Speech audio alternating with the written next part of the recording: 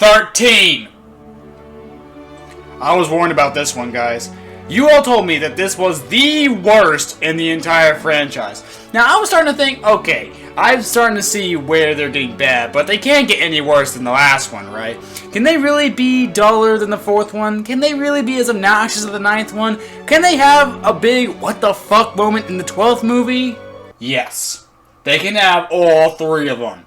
This movie is as dull as the 4th one, as obnoxious as the 9th one, and as what the fuckery as the 12th movie. I don't know if that makes any sense, but just take my word for it. This movie found a way to combine all of them, and I'm pissed about it. This is, in fact, the worst of the franchise. All 14 of them. Even though I haven't seen the 14th one yet, but I'm calling it now. This is the worst Land Before Time movie. So let's get started. This is The Wisdom of Friends. And I'm starting to think it'd be very unwise to watch this movie at all. So the movie starts off the same way all of these movies do, by basically talking about how life was so amazing during the time of the dinosaurs. We get it!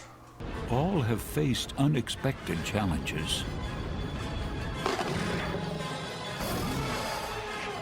And have had to develop their own kinds of wisdom to keep them safe.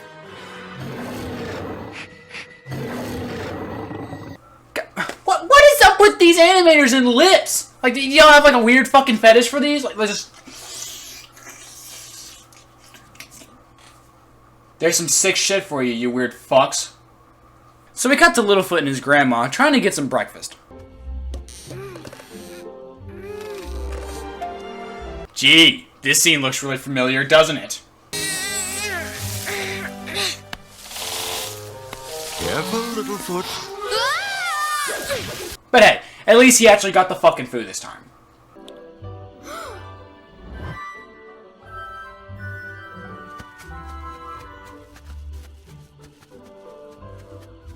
Oh my god. Like, you figure at this point, in the 13th movie, Littlefoot would be just a teensy weeny little bit smarter than this. Oh, would you look at that? An Earthshake! I've been wondering where that lazy writing tool was. I guess since this was supposed to be the last one, they decided to bring it back for old time's sake. Littlefoot! I'm coming! Oh, Littlefoot, I got you!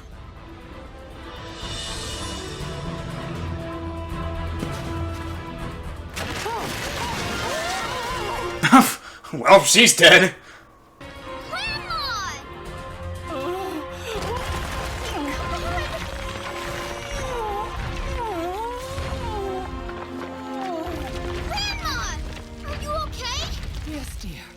I think so. What the fuck? Like, seriously, movie? You're gonna fucking do that? You're really gonna put the grandmother into a scenario she could not survive and have her survive it? Yeah, because the last time I fucking checked, longnecks cannot climb vertical-ass cliffs. Now look, I'm perfectly fine with the grandma having a near-death experience and this kind of traumatizes Littlefoot and he becomes more worrisome. And that's fine. I'm fine with that.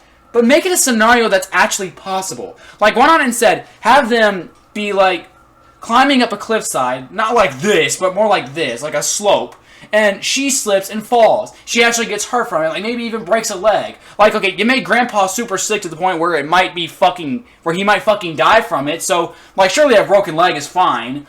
And that'd be it. Like, that's a much more realistic situation. Instead, she nearly falls to her death, somehow catches the cliffside and is able to climb up. That makes no fucking sense at all. Like, why am I bothering? Why am I trying? Like, this is the last movie, or at least it was supposed to be. So fuck it. Like, they've clearly given up. So I'm just gonna give up too. So fuck it. So later that night, Grandma and Littlefoot talk about these things called the wisdoms, which are basically the rules for survival. That's why we learn the wisdoms. Wisdoms? Sounds to me like they just made that word up just for the sake of this movie. I think pretending to be in trouble is against the wisdoms. What are wisdoms? They help you be safe. Like, stay in a group or work together. Even they're like, yeah, someone made that up, Littlefoot. Okay, someone's pulling your leg. Probably one of the writers of this shit. fuck yes. This is exactly what I wanted to hear. Another one of these dumb fucking songs. And what's it about? When your mama says stay, you cannot go. Me have to do what she want me to. Why? Because she say so. Doing what your parents tell you to do. Oh yeah. These are the kind of life lessons I need to learn. Me, a 23-year-old man. God, why can't my animated kids movies teach me some real life lessons? Like about losing a family member. Oh wait! And how deep into this shit are we? Wow, unbelievable. Wow. I mean, okay, give this song a little bit of credit. At least it wants to get itself over with as soon as possible. Sung by these hypocrites. A song about doing what your parents tell you to do. Yeah, sung from the fucking kids that run away from their parents in every fucking movie. Yeah, do what your fucking parents tell you to do. Yeah, if you fucking... fuck you! Fuck off! And what is it with everybody and these wisdoms all of a sudden? I know, right? It's like somebody wrote a fucking movie about it. And called it The Wisdom of Friends. And deserves to be shot. Gotta work together. Ow! Do not sit on a prickly thorn. You're sitting on your brother. Where did that come from? Spike, I think this is one thing you do need to give a fuck about. So to prove that God exists, the song ends, and we're then introduced to these...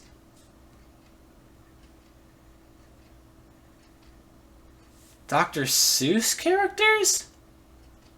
Look, whatever these dinosaurs are, I'm sure someone in the comments will tell me, even though I don't give a shit. Do these things look like they actually belong in a Land Before Time movie? Even the sequels at all? Probably not.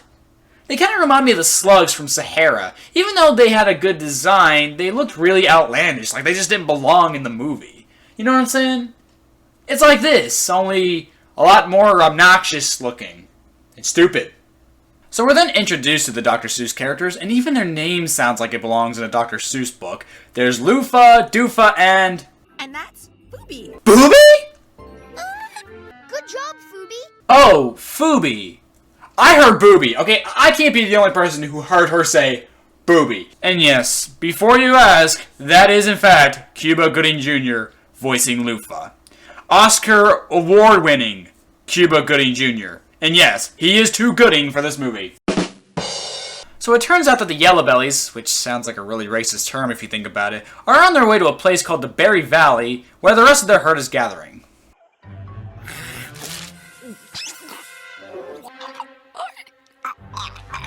Uh-oh. Hang on! I got you! I got you!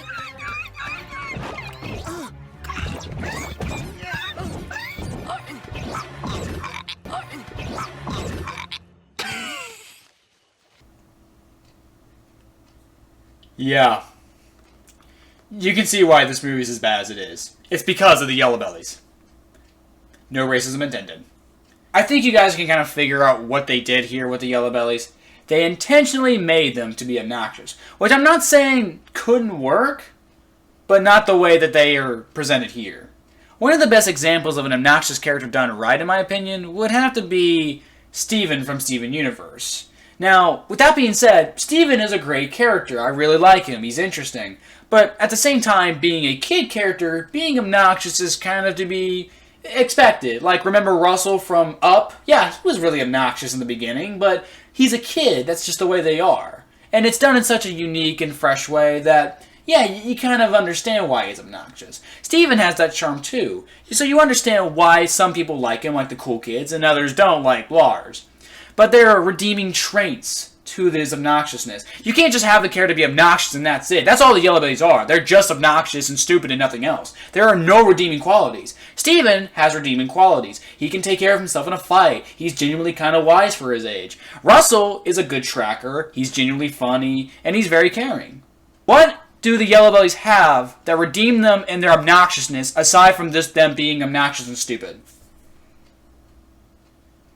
And having Cuba Gooding Jr. voice him is not a redeeming quality for the character. Anyone could voice him and the character would be the same. So there's your problem right there. The Yellowbellies cannot take care of themselves, and it pretty much ruins the movie. They're the reason why this movie is as bad as it is. Because they're just as obnoxious and annoying as possible. And it sucks. But, for some unknown reason, Littlefoot actually cares for the Yellowbellies' safety, and even has a nightmare about them getting hurt.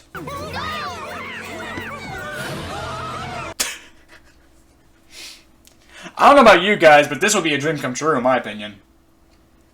Well, almost. There'd be a lot more fire, some ravenous hyenas to feed on their flesh, and Goku shredding on an electric guitar while also firing a spirit bomb at these assholes. Now that would make this a dream come true. So because Littlefoot suddenly cares about the Yellowbelly safety, he gathers all of his friends together, and they of course go with him like they always do. Probably disobeying their parents while doing this. Making that entire first song completely pointless. Hypocrites! We have to lead our herd to Berry Valley. They'd be lost without us. You not gonna say something? Maybe later. Yeah, let me do all the talking. So a rock gives way underneath them and they all slide down the hill. Unfortunately, not to their untimely demise. Still looks better than elf bowling. I just remembered where we're supposed to meet our herd. At a big pile of rocks that look just like us. Right, because what the hell kind of Land for Time sequel would it be if it didn't have a rock that looked like a fucking dinosaur in it? First we have the rock that looked like a long neck in the first movie, then we have the second rock that looked like a long neck, or Source Rock as they called it in the 6th movie, then we had the three-horn peak in the 7th movie, and now we have a yellow belly looking motherfucker in this film. God damn it.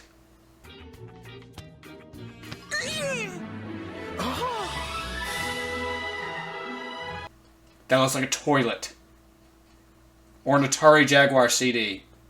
Wow. We look like that? Yes, because you look like shit!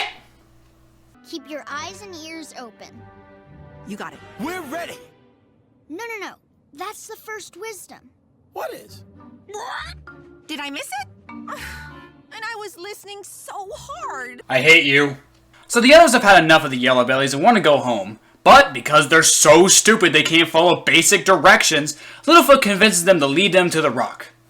Movie, you shouldn't guilt your main characters into the plot. That's not how character progression works. Now granted, that's how it could start, but let's face it, the gang's just gonna feel really sorry for these fucking idiots all the way through, aren't they? This movie sucks.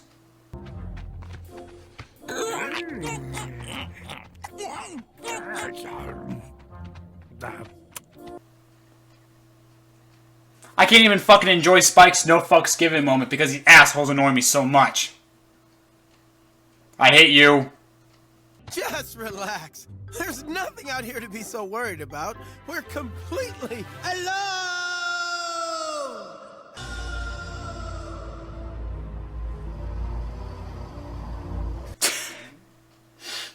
Seriously? Did you have to give this Sharptooth a mustache and beard? I mean, look, I get it's a scar, but let's face it, that's just a mustache and beard. Let's make the Sharptooth the twirly mustache bad guy. For all the kids that are too stupid to tell. So while on their way to the rock, the gang comes across a small problem. I'm thirsty. Are you fucking serious? But we passed a watering hole just a while back. Why don't you drink something? Well, I wasn't thirsty then. Fuck you! Die of thirst, you assholes! Me neither. Sure thirsty now, though. I'm a first world tragedy.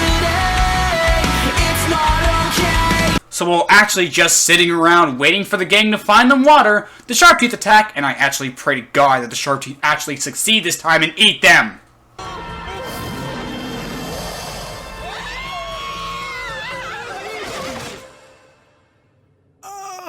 Now my head hurts.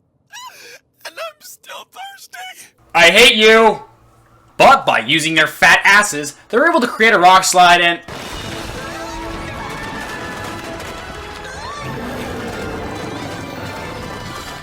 Oh, would you listen to that? They're actually using that victory theme from the 3rd movie. Makes sense since they're stealing the whole rock slide thing from it too.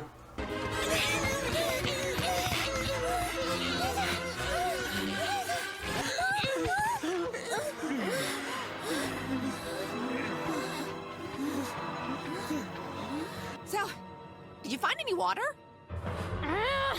I hate you! So the gang all finally make it to the rock, where we then see something out of a Dr. Seuss book. It was there at that moment when they noticed the strange bushes, when it actually turned out they were Yellowbelly tushes. It was there at that moment RaisorBlade threw a huge fit. He said, "Fuck, this is stupid, I've had enough of this bullshit!"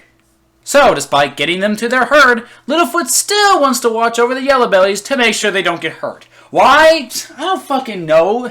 He's got issues all of a sudden. Like I don't understand it. Why does he have issues all of a sudden? I mean, it's not like this is the first time he's had a near-death experience or came close to losing a family member. Hell, he already lost his mom. Like, remember in the second movie when a Sharptooth almost killed his grandfather? Or in the third movie when his grandpa literally fell off a cliff? Or in the fourth movie when he practically had dino cancer? Look, all I'm saying is that it's a really weird time for him to start getting these issues. I mean, maybe if this was a continuity-based kind of franchise, like there was no status quo as God, like no, this isn't that. This is, like, every movie has its own continuity. So, that's not the case. Bottom line, it's stupid. It's fucking stupid. And again, you're guilting your characters into following the plot, which is not what you want to do with your main characters. Especially when they have to follow these fucking idiots around. Come on and dance. Come on and move your feet. Come on, swing your tail around to the Yellow Belly beat. Oh, fuck off. You can't be serious. These assholes get a song? God, how many of you out there believe that this is probably going to be the dumbest, most obnoxious song in the entire Land for Time franchise? Aye. Yeah, that's what I expected. Don't think about the future, don't worry about a thing. Tomorrow will be beautiful, so come along and sing. Yeah. What a great message for kids. Have no real plans for the future whatsoever. Like, just go in blind. Just be like the Yellowbellies. Be as fucking stupid and shitty as possible. Look, I know what they're trying to say with the song. You should live life to the fullest. Don't let the troubles worry you and stuff like that. That's fine. But these assholes are first world tragedies. I'm a first world tragedy. My brother, I'm a first world tragedy. Their biggest concerns are, I'm thirsty, and I haven't eaten in an hour, and fucking shit like that. I mean, sure, the Sharptooth were a real problem, but it's not like they fucking noticed that. I mean, seriously, could you imagine kids actually trying to live like Yellowbellies in real life? Chances are it wouldn't work out that well. What's that? A child molester is chasing you down the street? Pfft, it's probably just a mirage, I wouldn't worry about it. But wait, you're thirsty? Well then, how about you just sit on your ass and bitch about it for an hour? Hey, I think I found a better term for Yellowbellies than Yellowbellies. It's called millennials. Come on and dance. Come on and puff your fuzz. Spin a spin, grin a grin, be happy just because. Oh my god. I mean, guys, I think I understand why Don Bluth hates these movies now. I mean, look what they did to his creation! The first couple sequels at least try to keep to the spirit and tone of the original, but this is just fluff! Stupid shit meant to just keep your kid quiet for an hour and a half. And that's not what the Land for Time should be. It shouldn't just be stupid shit on the screen to keep your kid quiet. That's Elf Boy in the movie, damn it! You know, Littlefoot, the Yellowbellies got along just fine before they met us. I can't believe I'm saying it, but the bipolar bitch is right. So the next morning comes, and Littlefoot and his friends decide to lead the Yellowbellies to Berry Valley. Hey, could you find us some water? I'm thirsty. Oh, really? What are you gonna do? Sit around and bitch about it for an hour? Great, because I don't... Ah! Oh, kill yourself. Well, normally I'm opposed to suicide, but in this case...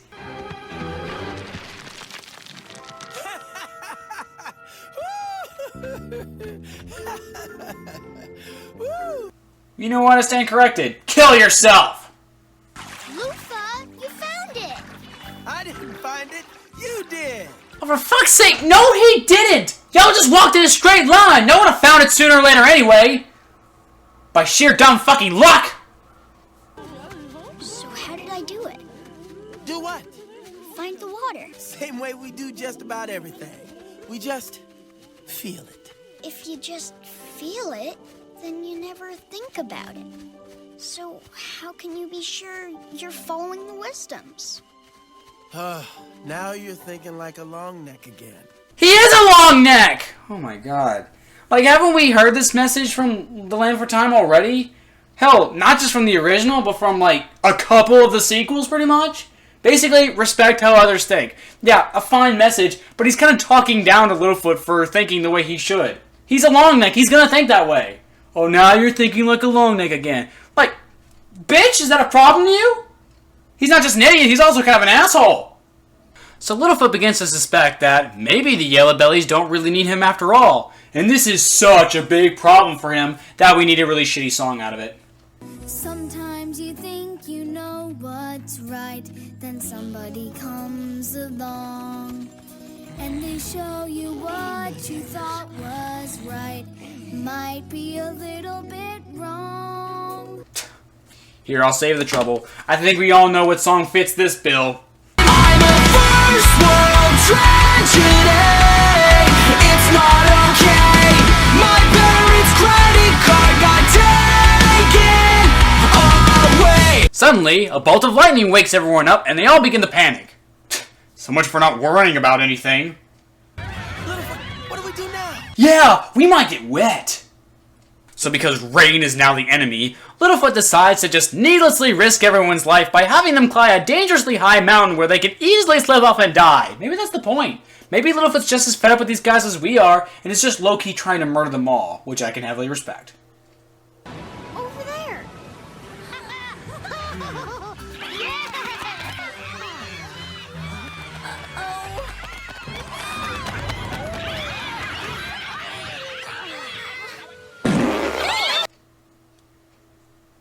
We've gotten to that point, guys.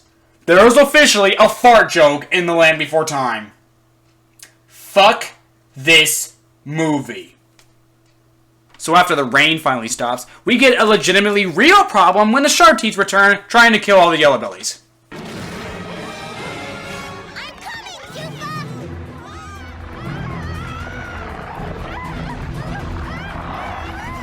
Oh shit! Like my dad always says, bump him with your horn. Bump him? Bitch, you gave him a sex change! What do you feel like doing, Phoebe? I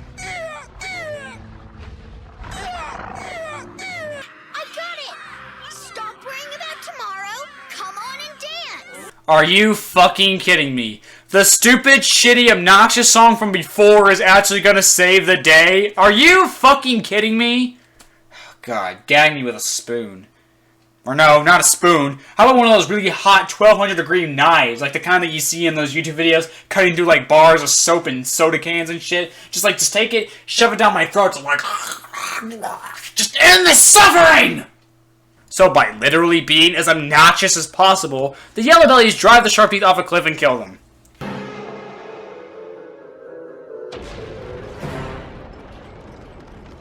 Four more to the body count, bitches, yeah! This was supposed to be the last sequel, so we might as well go off on a high note. Strange. This feels nowhere near as cool as it should. I wonder why. So after defeating the Sharpteeth, the Yellowbellies turn around in big fucking shock. There's Berry Valley right behind them. You found your valley.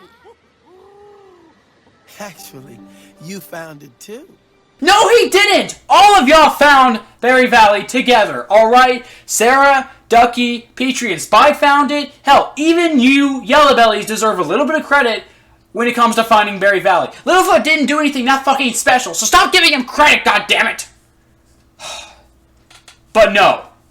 This is a Land for Time sequel. Alright, Littlefoot's the hero. Littlefoot's the main character. He has to get all the credit. Yeah, fuck Sarah, fuck Ducky, fuck Petrie, and fuck Spike. Not that Spike gives a fuck or anything like that, but I'm sure he would like to have some credit. So fucking stop it!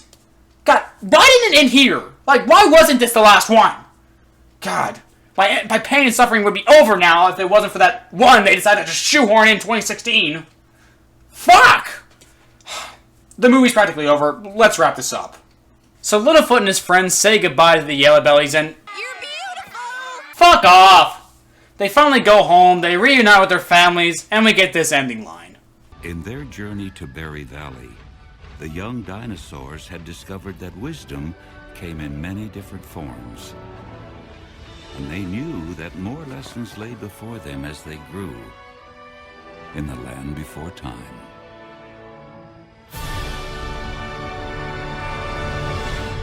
So that was The Land Before Time 13, The Wisdom of Friends. And do you want my honest fucking opinion? It's anything but wise to watch this piece of shit. It's pretty clear right from the start that the writers had officially given up on the Land for Time franchise.